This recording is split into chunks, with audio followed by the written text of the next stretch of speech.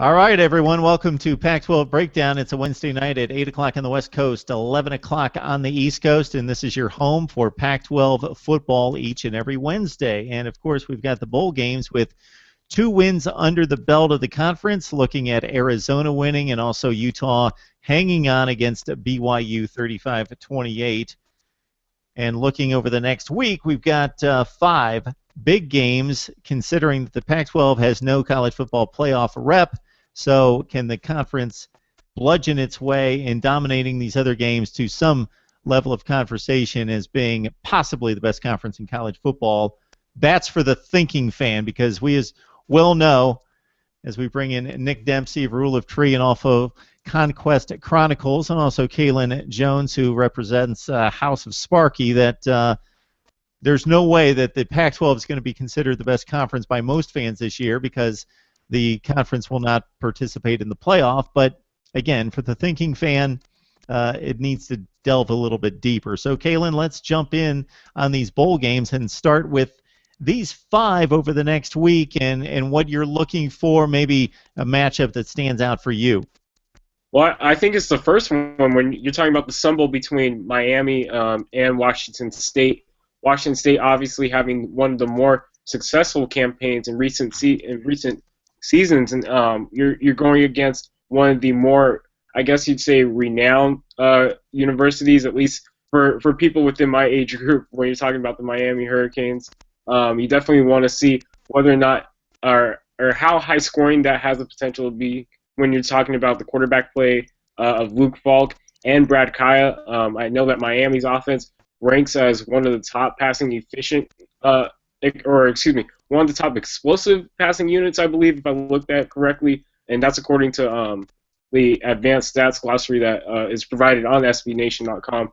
But I'm really looking forward to see whether or not Washington State can follow through. We saw how they kind of choked against Stanford at the last moment when they really had a chance at cementing themselves as being not only a Pac-12 title contender, but a national contender too. They kind of let that slip away. They can finish their season off on a really high note here against a really, maybe not a team that didn't perform too well this season, but a talented team when you talk about the Miami Hurricanes this year. I don't really want to blow out the narrative based on one performance, but considering what Luke Falk produced this year with 36 touchdown passes and 8 interceptions, and playing as well as you mentioned against Stanford in particular, and then missing versus Washington, a 6-6 football team, and losing 45-10, it underlines the importance of Luke Falk to the Washington State offense. For Miami, I think it all comes down to offensive line play. As you mentioned, Brad Kaya, one of the better quarterbacks in the ACC, but he's not an extremely mobile quarterback, and the Miami offensive line has not been very good this year. That's been pretty much the Achilles heel for the Canes this year, and going 8-4. So a couple 8-4 teams going at it in El Paso, Texas, at the Sun Bowl. Nick, any particular matchups that jump out at you? For the Sun Bowl, I think the coaching. I mean, Miami's going through a coaching change. I think they've got an interim coach who's trying to wrap it up for them. And, I love anything Mike Leach. I love the air raid. I love when Mike Leach gets in front of a microphone. I love the way he calls games. So that one's going to be very fun. I'm a little bit interested in Washington and Southern Miss, just because I know so little about Southern Miss, and don't know nearly as much as Washington. So it's rare that you get to watch a football game in December where everything's just kind of fresh.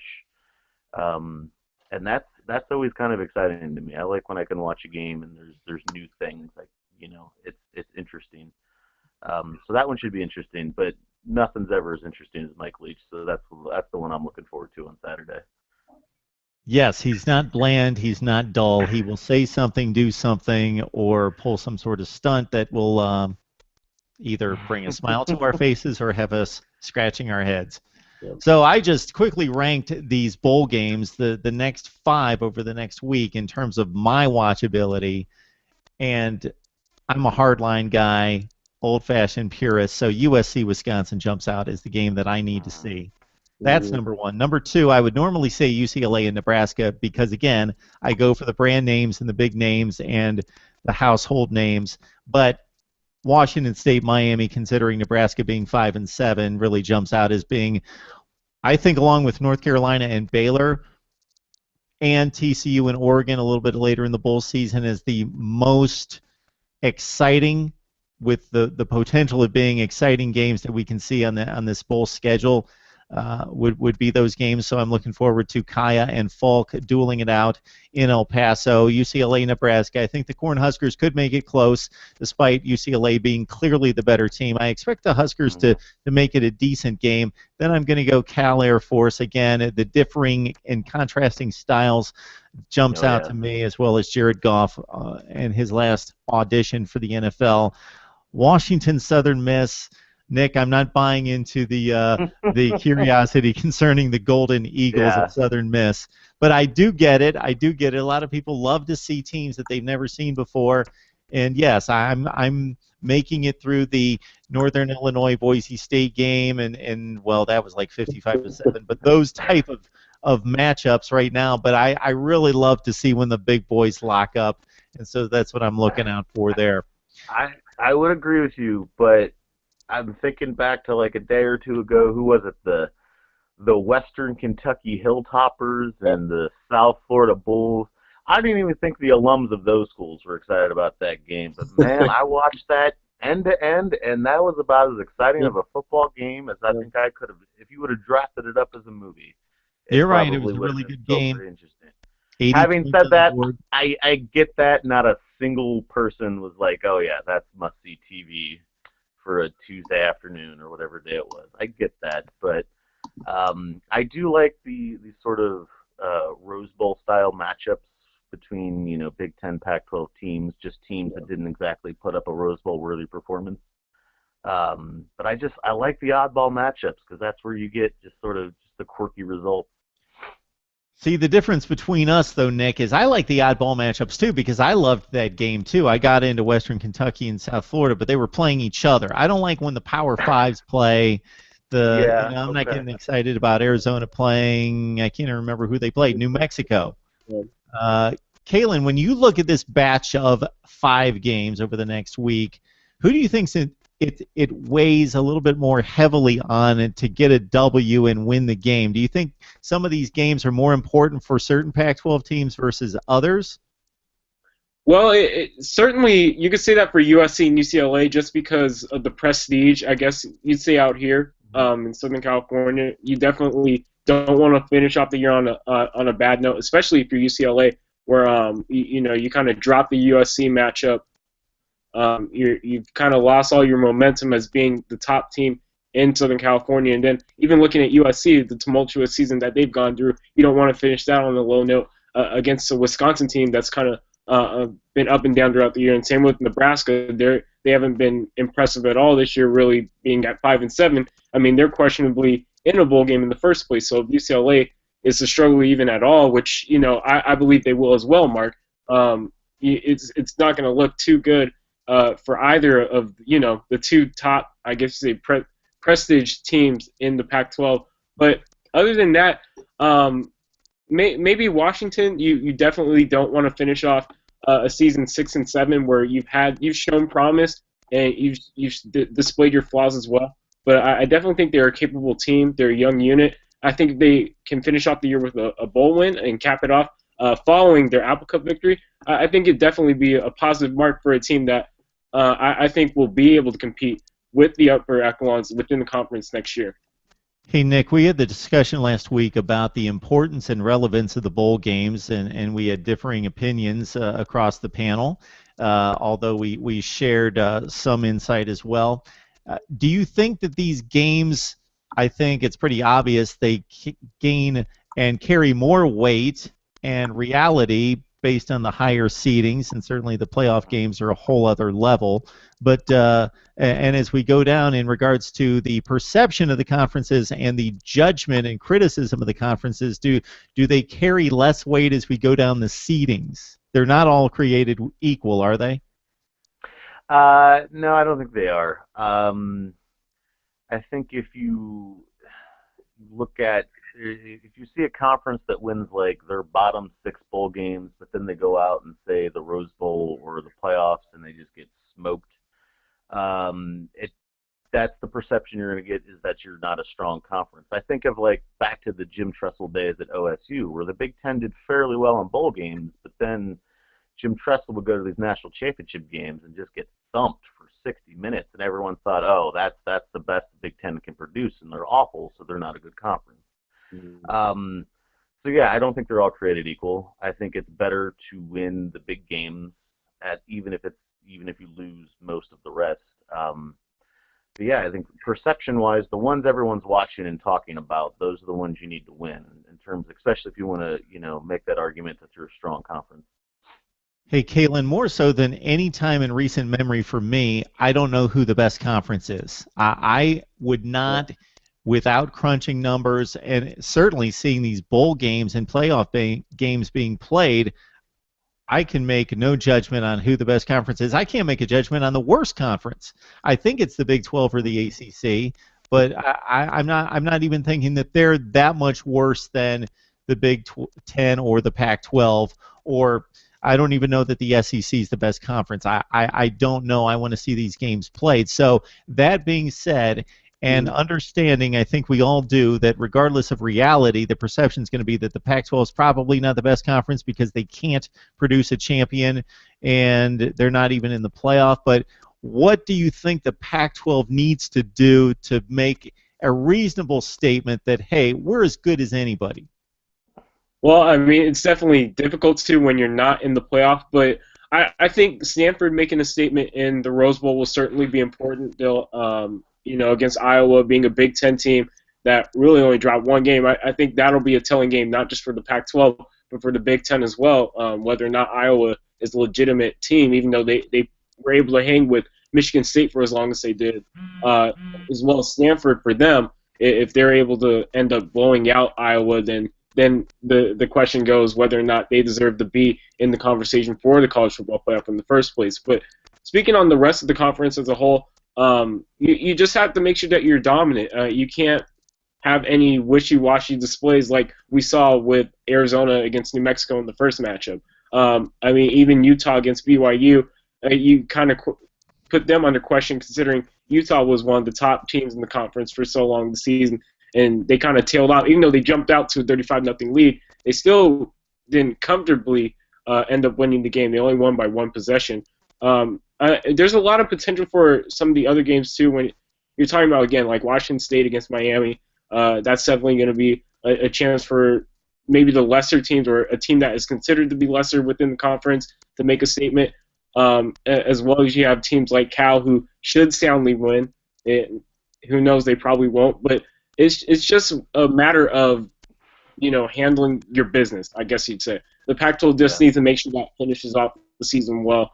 And, you can't have any hiccups along the way, or else, again, you will be considered as being a lesser conference. And, again, there really isn't any case for them as of right now for why they should have a representative in the college football playoff if we're going based on the showings that we've seen of the two teams so far. I think at last count, the Pac-12 is a favorite and fairly heavily in most of these games.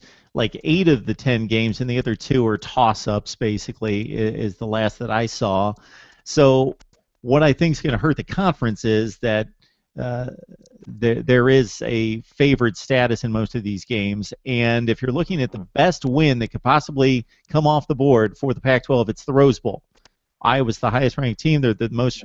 It's strange because they're respected in regards to ranking. I don't know that a lot of people respect them as a heavyweight in college football. And then after that, it's TCU and Wisconsin would be the 2 best wins that the Pac-12 could put together. So that could possibly hurt Nick in regards to gaining any kind of marquee win. Hey, we surprised people. We knocked out this team or that team. Yeah, I think their biggest problem is like the best they can do in a lot of these games. The absolute best they can do is just meet expectations. I don't think the conference as a whole is going to gain a lot of traction by UCLA beating a 5-7 team. Yeah. I think there are a lot of people who are going to say, yeah, Iowa started off 12-0 when they didn't play anybody. As soon as they played a real team in Michigan State, they lost, and then in this scenario, as soon as they played Stanford, they lost. So the second they played two actual good teams, they started losing. Like a lot of people are going to say, okay, well maybe Iowa wasn't for real, and that's the Pac-12's best chance. Now, if Stanford comes out and puts up another 40-plus game on that Iowa defense, that's pretty impressive. But again, that's one of the few scenarios that can actually beat expectations. And you almost need the dots to connect. You need Michigan State to look really good in the college football playoff, and Iowa to maybe even. If Stanford beat Iowa like 42-10, that might not give the Pac-12 as much credit as if they win like a 30-27 game and Iowa looks capable, but Stanford still wins the game. That might even be more to the credit of the Pac-12. Yeah, a blowout I think would confirm a lot of the Iowa doubters who didn't think they belonged. I think that would do more to confirm their doubts than it would be to get people to finally say, okay, maybe the Pac-12 is pretty good. Maybe they should be in that discussion. What do you say, guys? You want to carve through these 5 games? Let's do it. All right, let's start with the one that I'm just loving here, the Heart of Dallas Bowl with Washington taking on Southern Miss. So, Nick, let's start with you since you're intrigued by the Golden Eagles. Maybe it was me working at a CBS in Mississippi for 6 years and seeing a little Southern Miss football. A little too much. You know what? Just because I'm intrigued doesn't mean I think there's going to be an upset. I think Washington's weird in that they have a good team, but they just didn't have the greatest of seasons. But I think if they can't handle Southern Miss, that's got to bring some concerns to your team. But I think Washington takes it. So you probably have like a 9 seed out of the Pac-12, maybe even the 10th seed out of the Pac-12 taking on the Conference USA runner-up. I don't know off the top of my head. I should look that up. I think they made the conference championship game or finished second in its division. So we got the Huskies and the Golden Eagles from USM, Kalen. Well, this one's going to be interesting just for Arizona State fans because Arizona State actually just got the offensive coordinator from Southern Miss. Our former offensive coordinator, Mike Gravel, moved on to Memphis to take on the head coaching job there. So this is an opportunity for Sun Devil fans to see what your offense is potentially looking like in 2016 further on against a Pac-12 opponent. But I definitely think it's going to be interesting, Nick, in the sense that Southern Miss, at least offensively, isn't a slouch. They definitely have produced.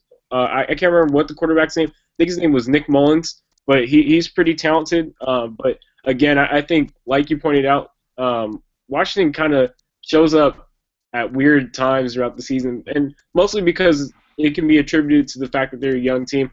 I think that Washington does end up winning the game, though. But I think it's going to be very close, or at least a closer contest than we're expecting it to be. So, Kalen, before we carry on, I'm going to throw this at you because we had this discussion last week. Do these bowl games matter, and are they relevant, and can you count on the scores and the results in rating conferences? They matter in the context of, you finish off the season with a victory, or at least on the right note, or you see yourself competing against a non-conference opponent, seeing how you match up and what you need to improve on. But I mean, as far as the rankings go, I wouldn't put too much weight into like the lower tier games like these. Maybe the higher up you go, I think there's definitely a tier to the bowl games where you have obviously the college football playoff, then your New Year's bowls and your New Year's Eve bowls and whatnot. But I definitely think some of them matter, some of them don't. I'll say that. So we can't take like-seeded matchups and draw a conclusion from that. So next game, Washington State, Miami. I know that we're not going to draw a conclusion about the ACC versus the Pac-12 based on one game, but you don't think we can take something from like-seeded teams, in this instance, the Canes and the Cougars playing each other, and take something from that game? Well, I think you can, in the sense that you can see how, maybe not the footprint of a particular conference performs against another one, but it's definitely fun creating a rivalry, so to speak, for even if it's a week or if it's a traditional Pac-12 versus whichever other conference. I think that it's definitely exciting to see those type of matchups just for the sake of having a argument of our conference beats your conference, or how they perform against one another, and seeing how they differ and the results change over the years. But I mean, besides that, I don't put too much stake into them. I definitely think that like the higher the bowl is, or the later in the year it is, then the more pertinence it has. But I do think Washington and Miami is going to be interesting. I think it'll end up being a shootout, but I think Washington State ends up winning the game and ending the year on the right note. All right, Nick, Washington State, Miami could be very entertaining. Yeah, it definitely should be. There's going to be a lot of points. In answer to your previous question, I don't know how much you can extrapolate from this particular game, just because it's a weird coaching situation for Miami. Yeah. How some of these guys are trying to impress pro scouts one last time. Some of these guys are just trying to go through the motions, waiting for Coach Rick to show up. So it's a little bit different of a situation. And it's the other thing that kind of takes away from the extrapolating is like you've got 21-year-old kids who are kind of on Christmas vacation. Like you're taking a bunch of college kids off to El Paso or Miami or Honolulu or wherever, and you go out, you have a little fun. Yes, you do try to play a football game, especially for these lower games. Now they're like the Rose Bowl, the playoffs, obviously a lot more focus. But again, you don't want to draw too much from kids on vacation.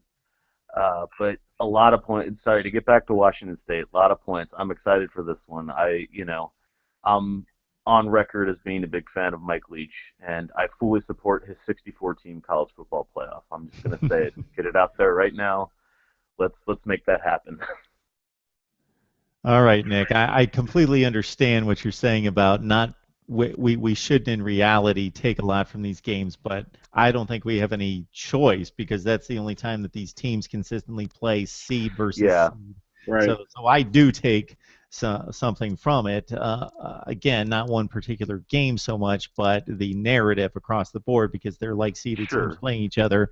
Whereas if we went through all the non-conference games in the Pac-12 during the regular season, unfortunately, they don't know how the other team's going to finish that year, so they're unbalanced games. Arizona State, Texas A&M look to be one of the better matchups of the non-conference season. Both teams somewhat disappointed, especially Arizona State, so that turned out to be, I don't know what the seedings were, but probably 6 versus 8 or something like that.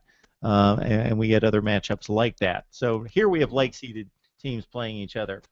Not so much this one. If we went through, and I should do this at some point, UCLA and Nebraska, UCLA, what, maybe about the 4 or 5 seed in the Pac-12? Nebraska, they went 3-5. Oof. 3-5 in the Big Ten. They're 5-7. Yeah, I think they're more like a 9 or 10 seed out of the Big Ten. I don't know who came up with this matchup, but anyway, Kalen, it's UCLA and the Nebraska Cornhuskers. I think it's going to end up being a game where at times you're going to be thinking neither team wants to win the game. I think UCLA definitely should end up pulling it out, but Nebraska throughout the season, I thought Tommy Armstrong would have a better season this year. He really kind of disappointed me. He turns the ball over a lot, forces the ball a lot, but I think that when you're looking at UCLA, they've had an up and down year too, so to speak. I think they'll finish it off on the right note, but it by no means is going to look pretty. It'll be an ugly victory, which it's still a victory. Yeah, Tommy Armstrong's probably going to pay dividends for UCLA in this game. He should not be playing quarterback in my estimation. He's just not. He's a running running back playing quarterback that's got a really good arm. To throw the ball really hard and far, but not necessarily on time or on target. All right, we got UCLA taking on Nebraska and Josh Rosen possibly making his bid for next year's Heisman and starting that campaign, Nick. That's actually a really good point. That's why I think this game is very important for UCLA. He's wildly talented, Josh Rosen. Kid's got a lot of talent, but he's still, he's wrapping up his freshman campaign, and freshman quarterbacks do what freshman quarterbacks do, which is they don't make the best decisions. They rush, they force passes, they get rattled when they're blitzed. The best cure for that is practice reps and game reps. So honestly, like the best thing for Rosen's like long-term development, honestly, is Nebraska just gets after him and he gets in there and they blitz him and they blitz him and they blitz him, and he gets another game where he gets to get comfortable with blitzes and making good decisions under pressure. I agree that UCLA will probably win and probably win ugly. But I think the bigger reward than just a win out of this is getting Rosen more development time, more reps, more practice reps, more game reps. I think that's the much bigger draw here for UCLA. Yeah. Well, there is no more time for Jared Goff to develop his skills for the NFL. The clock is ticking, and he's got 60 more minutes of football against Air Force in the Armed Forces Bowl. Somewhat intriguing matchup here with the Golden Bears throwing the ball all over the place, taking on run-oriented Air Force, who's going to test that ground defense, rush defense next. So we've got the Golden Bears taking on the Falcons. Yeah, it's kind of unfortunate for Jared Goff because Air Force is really going to control the clock, so he's not going to get probably as many opportunities to throw the ball as he does. Not that he won't still throw the ball plenty, but that's Air Force's best chance, is to not let Jared Goff have the ball or let him touch the ball as few times as humanly possible. Because they have a great offense, Cal does. But I just don't think the option is going to be able to hang with the air raid. So if Air Force can maybe get a couple of turnovers and really, really control the clock, like 45 plus minutes, then they could compete. But if they can't do those things, then Jared Goff, I think, is just going to comfortably take Cal to victory. Whether or not it'll help his draft stock, I don't know. Maybe it can't be helped anymore. But I think Cal can take this. Kalen, your thoughts on Cal and Air Force? I think it's going to be an interesting matchup. Like Nick said, Air Force is definitely going to try and control the clock just because of their offensive philosophy and the contrast between the two. But for Cal specifically, when they are on offense, Air Force, at least so far this season, I don't know if the stats were inflated because of the fact that Air Force was in possession of the ball for so much longer than their opponents often were. But I mean, their defense was, I believe, in the top 35.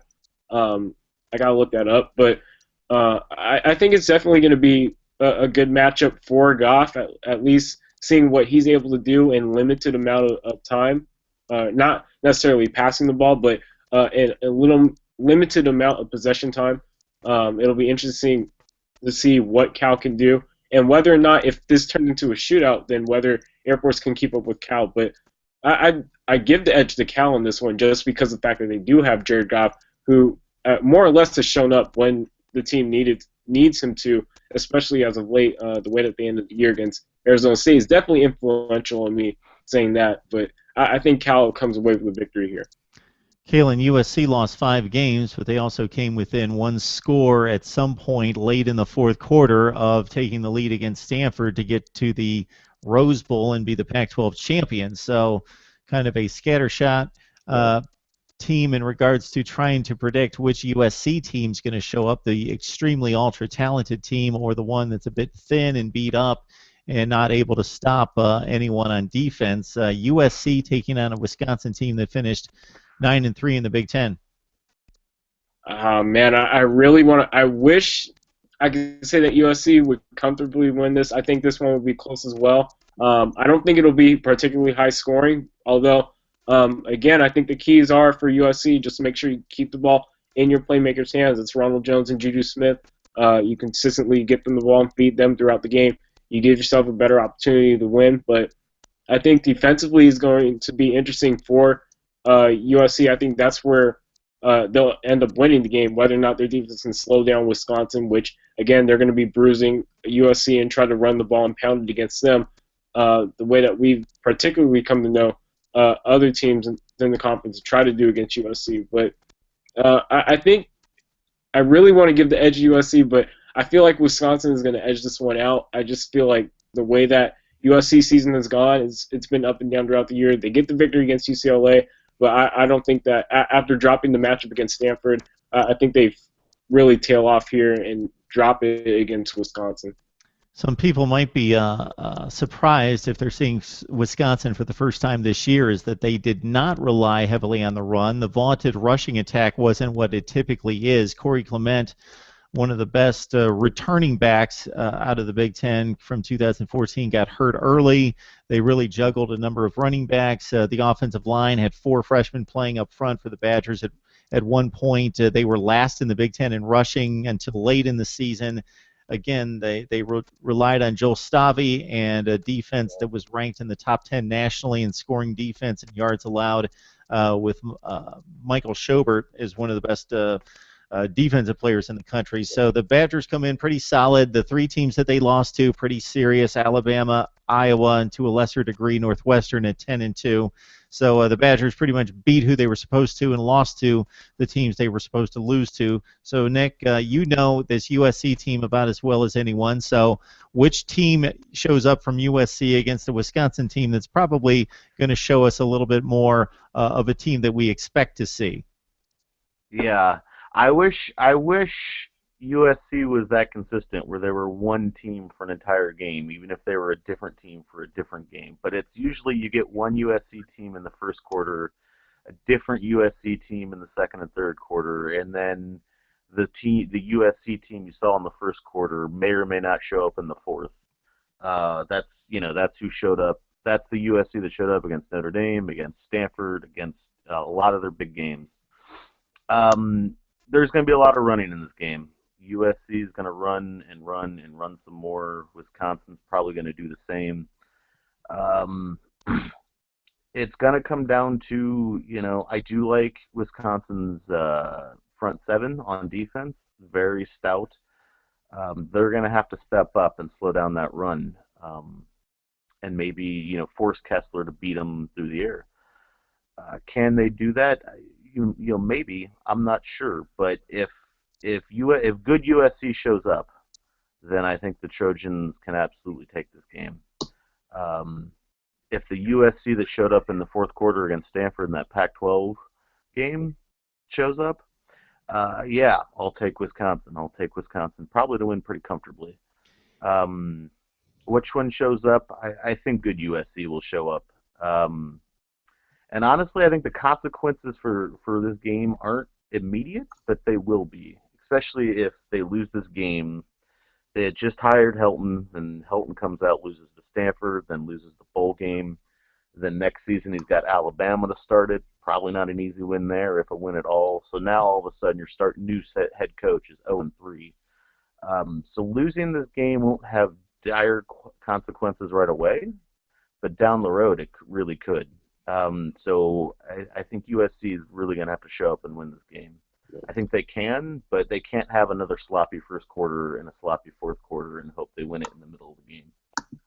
I'm going to stereotype this matchup just a bit. I know I contradicted myself because Wisconsin didn't run the ball really well, but I agree with you, Nick. They will try to run the football. That they're going to have to be proven to them that they can't run the ball, because Joel Stavi, they don't want to put it on his shoulders entirely, even though senior quarterbacks won a lot of games, like 35 games in his stay in Madison. They have a front seven that is exceptional. If you took the 10 fastest players on the field, probably 8 or 9 play for USC. So the stereotypical matchups are there in regards to USC with the more athleticism. If you look at the recruiting rankings over the last 4 years, USC would have them beat hands down with top 10 to 15 classes versus like 35 ranked classes, something in that range typically for Wisconsin, but they coach them up and they play well. And if Wisconsin's offensive line is matured and developed, that could spell trouble for USC, because that's where they were having problems early in the season.